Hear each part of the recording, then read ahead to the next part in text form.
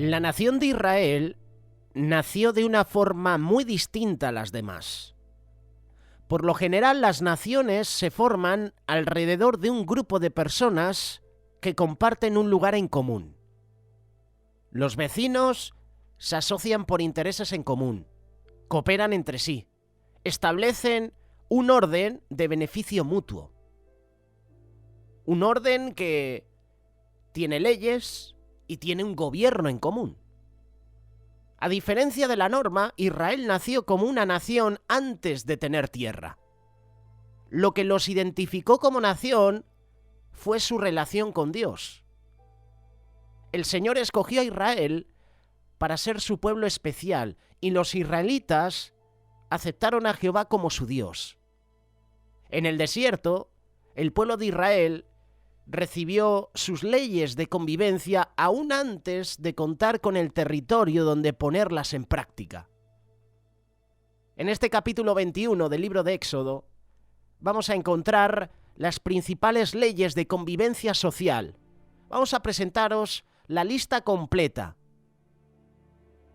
pero la vamos a enlazar con el libro de Deuteronomio, porque es en este libro donde puedes encontrar cada una de las principales leyes de convivencia de Israel.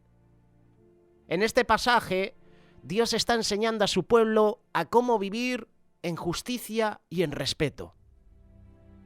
Puedes pensar ahora mismo, qué lejos está aquella Israel de la de ahora.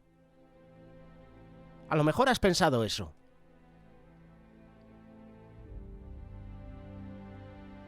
Las primeras leyes sociales que se mencionan en Éxodo tienen que ver con la esclavitud. En nuestros días, tal vez no parezca extraño hablar de este tema, pero ese era precisamente el tema con que estaban más familiarizados los israelitas.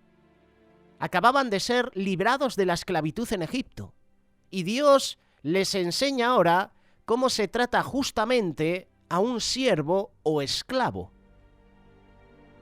Antes de entrar a examinar las leyes sobre esclavos, primero debemos entender cómo funcionaba esto en esa época.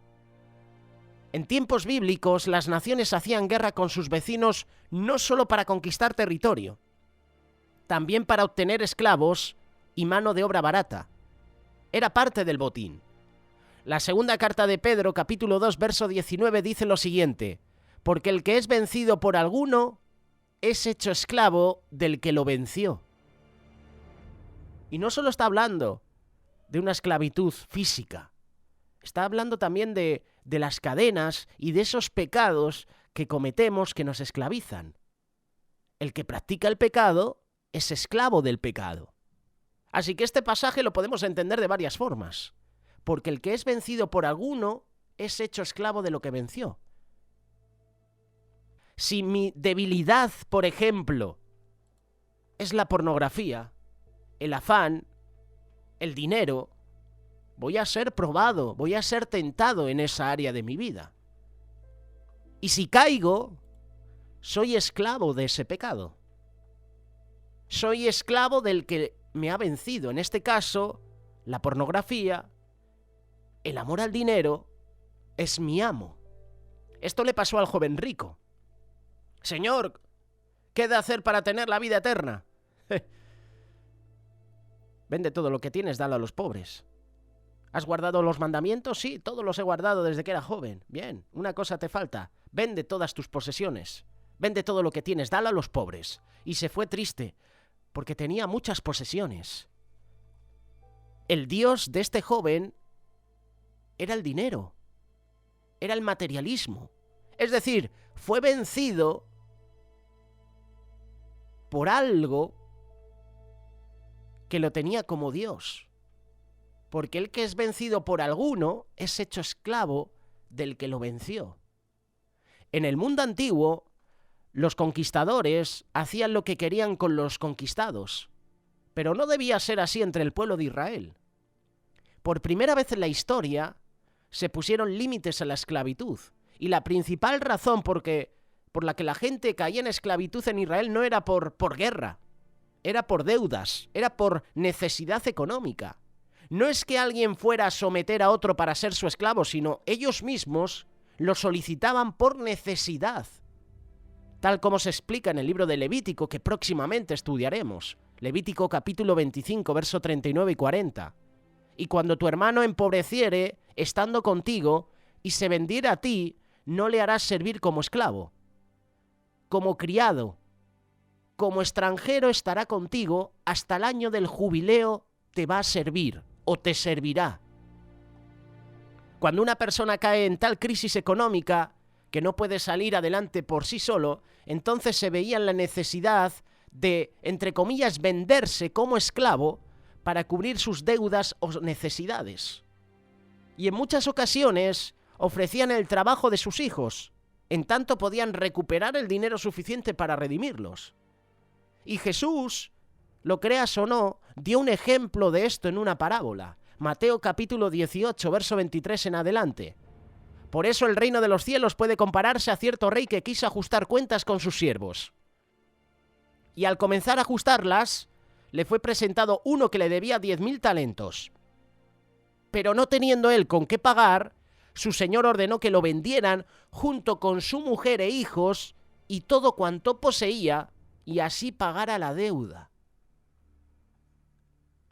Cómo el Antiguo Testamento y el Nuevo Testamento están vinculados.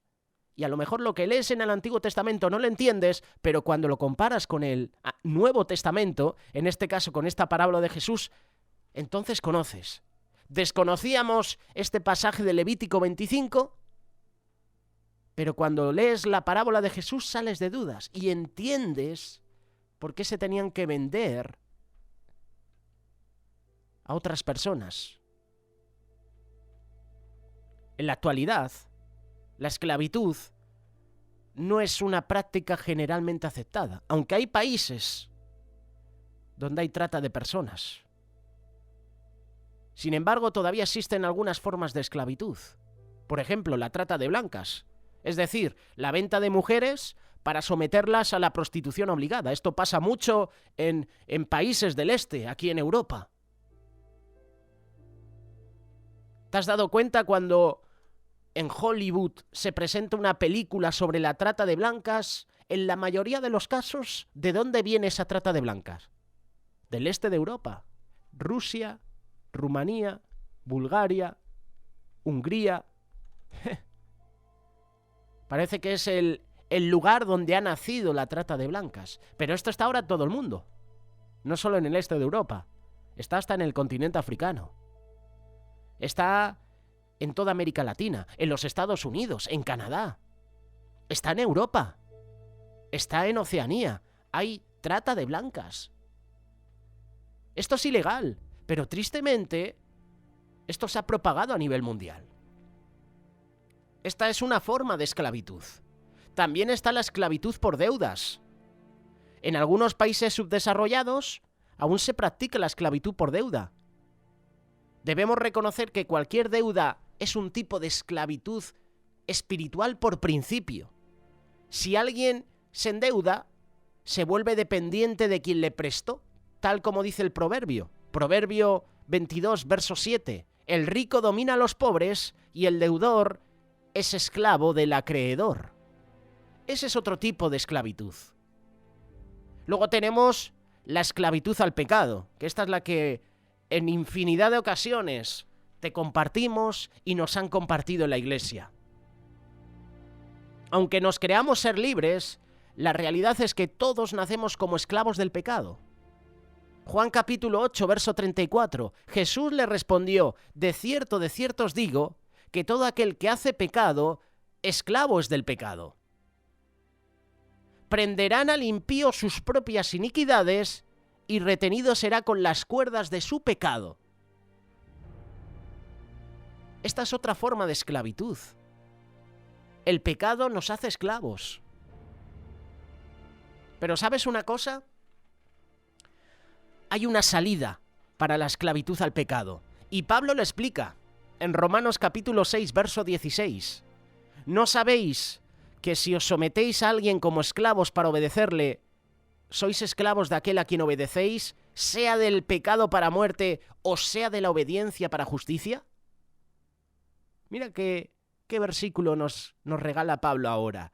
Pero gracias a Dios, que aunque erais esclavos del pecado, habéis obedecido de corazón aquella forma de doctrina a la cual fuisteis entregados y libertados del pecado. De esa manera vinisteis a ser siervos de la justicia. Cuando tienes un encuentro personal con Cristo, Él rompe esa cadena de pecado. Ya no eres esclavo del pecado, eres libre. Pero ya no puedes volver a pecar más. Eso se lo dijo Jesús a la mujer adúltera. Ni yo te condeno, vete y no peques más. Hay gente que por, entre comillas, aceptar a Cristo, ya tienen la salvación garantizada, y eso es un error. Eso es una doctrina falsa. Si tú aceptas a Cristo, Jesús te dice: eres nueva criatura, eres nueva persona, vete y no peques más. Esto de las doctrinas que salen hoy en día, de que acepta a Cristo y ya lo tienes todo hecho y puedes seguir con tu vida, eso es una doctrina diabólica, errónea. Hay que perseverar cada día. Hay que guardar cada día la salvación. Cada día me tengo que poner a cuentas con Cristo. Señor, en este día te he fallado. Señor, en este día he cometido pecado. Cuando te levantas, cuando te acuestas, ponerte a cuentas con el Señor. Vete y no peques más, fueron las palabras de Jesús a la mujer adúltera. Y hoy Jesús nos dice: yo te perdono, yo te restauro, vete y no peques más. Cuando Jesús nos libra del pecado, tú y yo no debemos pecar más. Pero somos humanos, somos débiles y por supuesto fallamos todos los días. Los israelitas entendieron bien ese proceso. Habían sido esclavos de Egipto, luego fueron liberados y enseñados a obedecer la justicia de Dios. Y de la misma manera nosotros nacimos esclavos al pecado, pero la sangre del Cordero de Dios nos ha librado de esa esclavitud y ahora debemos aprender a ser siervos de justicia. Teniendo ahora una idea básica de cómo operaba la esclavitud en los tiempos bíblicos y actuales, regresemos a este pasaje de Éxodo capítulo 21 y así vamos a entender las normas que Dios estableció sobre los siervos y los esclavos en Israel. Recuerda que estamos capítulo a capítulo con el libro de Éxodo. Si te acabas de conectar, bienvenido a este estudio bíblico. Podemos compartirte estos espacios a través de Telegram, a través de iVoox, Spotify. En este canal de YouTube de Radio Solidaria puedes encontrar este mensaje, este estudio. Había un tiempo límite de esclavitud. Esto es lo que me ha llamado la atención y esto es lo que dice Éxodo capítulo 21, versículo 1 y 2. Estas son las leyes que les propondrás. Si comprares siervo hebreo, 6 años servirá, mas al 7º saldrá libre de balde. Contrario al esclavo en las naciones, que era sometido para siempre, la palabra de Dios pone un límite en el tiempo de servicio de un esclavo. Si comprares siervo hebreo. Un esclavo podía servir a su amo por 6 años. Y al 7º año el esclavo debía ser puesto en libertad y eso le daba una nueva oportunidad en la vida. Había un tiempo límite de esclavitud. Habían también relaciones familiares durante ese tiempo de esclavitud. Aunque la esclavitud tenga un tiempo máximo de 7 años, lo creas o no, 7 años es mucho tiempo. Podríamos decir que 7 años Moisés, o mejor dicho, no Moisés, Jacob fue, entre comillas, esclavo de su suegro, porque su suegro le hizo trabajar 7 años por conseguir a Raquel. Y no fueron solo 7, fueron 14. Hemos visto en estudios bíblicos cómo luego el suegro de Jacob le da el cambiazo. No, es que en nuestra cultura no solemos dar a la hija menor antes que la mayor. Así que has trabajado 7 años por Raquel, te voy a dar ahora a la mayor Lea y vas a tener que trabajar otros 7 años para que te dé a la menor, que es la que tú quieres, que es por la que estás suspirando, es la que está conquistando, es por la que estás enamorado. Podemos decir que Jacob fue esclavo de su suegro. Yo me atrevo a decirlo con total libertad. A lo mejor puedes decir, no, yo creo que fue siervo. Para mí fue esclavo. Esclavo porque al final el suegro le mintió.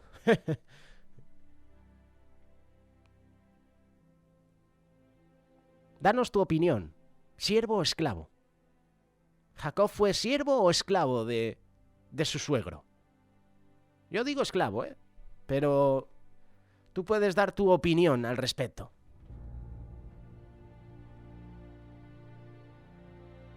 La Biblia contempla lo que puede suceder con el esclavo y sus relaciones familiares. Éxodo capítulo 21, versículo 3 y 4. Si entró solo, solo saldrá. Si tenía mujer, saldrá él y su mujer con él. Si su amo le hubiere dado mujer y ella le diere hijos o hijas, la mujer y sus hijos serán de su amo y él saldrá solo. Qué versículo, ¿verdad? Relaciones familiares durante el tiempo de esclavitud. Luego estaba la permanencia voluntaria. La Biblia también menciona que llegando el final de su tiempo de servicio, el siervo no desea ser puesto en libertad. Si el siervo no quiere, en ese caso la palabra de Dios presenta la solución. Versículos 5 y 6.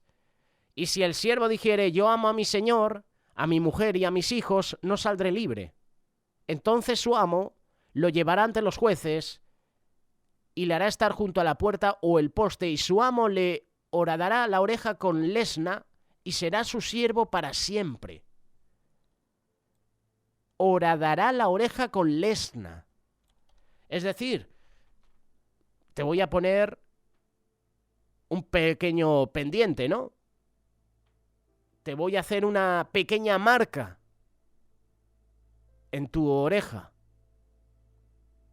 Así se sabrá que eres propiedad mío. Así se sabrá que me perteneces. Las mujeres también se encontraban en una posición más vulnerable en la esclavitud, ya que los amos solían abusar de ellas sexualmente. Para evitar esto, la ley de Dios determinaba que una mujer tomada por esclava debía dársele el lugar de esposa, con todos sus derechos. Si el amo no quería, entonces podría ser liberada. Éxodo capítulo 21, versículo 7 en adelante. Y cuando alguno vendiere su hija por sierva, no saldrá ella como suelen salir los siervos. Si no agradare a su señor, por lo cual no la tomó por esposa, se le permitirá que se rescate y no la podrá vender a pueblo extraño cuando la desechare. Mas si la hubiere desposado con su hijo, hará con ella según la costumbre de las hijas. Si tomare para él otra mujer, no disminuirá su alimento, ni su vestido, ni el deber conyugal. Y si ninguna de estas 3 cosas hiciere, ella saldrá de gracia sin dinero.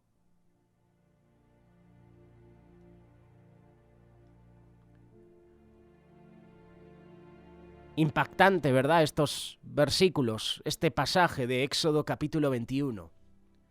Pero la cosa no termina aquí, porque al igual que hemos mencionado las leyes de esclavitud, las leyes sobre los esclavos, este capítulo 21, la segunda parte del versículo 12 al versículo 34, habla sobre las leyes de restitución. Es decir, esta parte del pasaje habla sobre la restitución por causa de daños. Dios quiere que su pueblo aprenda a asumir responsabilidad por sus actos.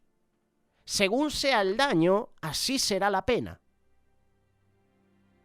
Y en este pasaje se presentan los casos más graves primero y luego los menores. Por ejemplo, Éxodo capítulo 21, verso 12. El que hiriere a alguno, haciéndole así morir, él morirá. Es decir, daño de muerte. Si alguien provoca la muerte de otro, la pena es equivalente. ¿Cuál es? La muerte. El que hiriere a alguno, haciéndole así morir, él morirá. Ahora podríamos preguntarnos si esto aplica también a las muertes accidentales. Lo creas o no, la Biblia, la palabra de Dios da la respuesta. Éxodo capítulo 21, verso 13. Mas el que no pretendía herirlo, sino que Dios lo puso en sus manos, entonces yo te señalaré el lugar al cual ha de huir. Solo en caso de que la muerte haya sido accidental, la ley a una provisión para que el homicida pueda refugiarse. La información la da más detallada en Deuteronomio capítulo 19, verso 4 en adelante. Prácticamente te habla al completo del homicida para que pueda refugiarse. Así dice la palabra de Dios, Deuteronomio capítulo 19, versículo 4 en adelante. Y este es el caso del homicida que huirá allí, y vivirá. Aquel que hiriera a su prójimo sin intención y sin haber tenido enemistad con él anteriormente, como el que fuere con su prójimo al monte al cortar leña y al dar su mano el golpe con el hacha para cortar algún leño. Por ejemplo, saltar el hierro del cabo y diere contra su prójimo y éste muriere. Aquel huirá a una de esas ciudades y vivirá. No sea que el vengador de la sangre, enfurecido, persiga al homicida y le alcance por ser largo el camino y le hiera de muerte, no debiendo ser condenado a muerte por cuanto no tenía enemistad con su prójimo anteriormente. La justicia de Dios contempla tanto el lado de la víctima como el de la persona que causó el accidente. Ambos son considerados. Si quieres más información, te invito a que leas Deuteronomio capítulo 19. Habla de las ciudades de refugio. También Números capítulo 35, verso 9 en adelante. La excepción es para las muertes accidentales. Pero si fuera adrede, entonces el asesino debe pagar con su muerte y no podrá refugiarse ni aún en el santuario. Éxodo capítulo 21, verso 14. Pero si alguno se ensoberdeciere contra su prójimo y lo matare con alevosía, de mi altar lo quitarás para que muera. Leyes de restitución, el daño de muerte. Tenemos también ataque a los padres. Es que este pasaje de Éxodo capítulo 21 es interesante porque todo lo que Dios menciona en este pasaje, esto se está viviendo en la actualidad. Ataca a los padres. Dios considera como criminal a alguien que ataca física o verbalmente a sus padres y le asigna la pena máxima. Versículo 15. El que hiriera a su padre o a su madre morirá. Igualmente el que maldijera a su padre o a su madre morirá. El verbo que se traduce como hiere en hebreo es naká, que también se puede traducir como golpear, atacar y aún matar. El secuestro también. Dios asigna la pena de muerte a los secuestradores y a los traficantes de personas. Éxodo capítulo 21, verso 16. Asimismo, el que robare una persona y la vendiere, o si fuera hallada en sus manos, morirá. Dios hará justicia a esas personas que han sido secuestradas y han sido asesinadas. Dios hará justicia a esas personas que han sido maltratadas, abusadas. Dios hará justicia, por ejemplo, ahora que estamos en la actualidad de Israel y el grupo terrorista Hamás, Dios hará justicia a esos rehenes secuestrados por Hamás. Dice la palabra: asimismo el que robare una persona y la vendiere, o si fuera hallada en sus manos, morirá. A lo mejor tú dices: José, pero eso ya fue en la época, eso era en el Antiguo Testamento, ahora la cosa es diferente. Yo creo que no. Morirá, va a morir, eternamente. Porque si secuestras, si matas, y encima no te arrepientes de corazón, muerte eterna, totalmente. Y la justicia humana no es la justicia de Dios. Prefiero caer en las manos de Dios que en las manos del hombre. Porque al menos sé que Dios me va a corregir, me va a disciplinar y va a tener misericordia de mí. Pero el hombre... el hombre que manipula leyes, el hombre que soborna jueces, el hombre que hace leyes a medida para gobernar, el hombre que da más prioridad al agresor que a la víctima. Prefiero caer en las manos de Dios que en las manos del hombre. Porque el hombre no hará misericordia. Dios sí. Estamos terminando este pasaje de Éxodo capítulo 21. Más leyes de restitución, los pagos por daños personales. Versículo 18 y 19. Cuando alguien causa una herida a otro que no sea de muerte, este debe responder pagando una compensación por el tiempo que el otro no pueda trabajar como consecuencia del daño causado. En el caso de los esclavos, el amo no tiene que darle compensación, pero sí será castigado si éste muere. Éxodo capítulo 21, versículo 20 y 21. Y si alguno hiriere a su siervo o a su sierva con palo, y muriere bajo su mano, será castigado. Mas si sobreviviere por un día o dos, no será castigado porque es de su propiedad. Si la herida es una mujer embarazada y ella perdiera al bebé, quien determina la pena es el esposo de la mujer bajo el consejo de los jueces. Te invito a que lo leas, versículo 22. Si alguno riñeren o hirieren a mujer embarazada y ésta abortare, pero sin haber muerte, serán penados conforme a los que les impusiere el marido de la mujer y juzgaren los jueces. No quiero hablar del aborto, pero Dios va a juzgar a esos médicos que incitan a las mujeres a abortar. Dios juzgará a esa mujer que decidiere también abortar. A ese hombre que incita a su mujer a que aborte. Dios hará justicia también.